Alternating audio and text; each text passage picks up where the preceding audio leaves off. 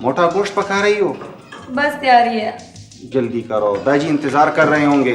अरे रुको, हम भी तो तैयार हो रहे हैं तुम्हारे साथ जाने के लिए। नहीं, पता नहीं तुम्हारी तैयारी पर कितना वक्त लगेगा। दादी मुझ पर गुस्सा होंगे।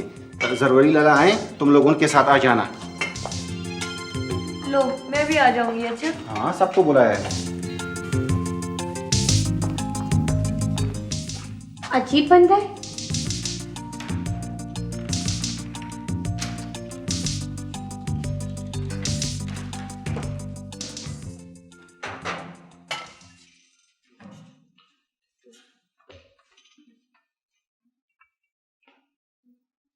दादी, दादी, ओहो, खामख्वा क्या जरूरत है जगाने की? इनकी दवा लेने का वक्त हो गया है। जागने पर खिला देना दवाई। फिर वक्त आप यहाँ तशरीफ रखिए, रखिए। शाबाश। जी फरमाइए।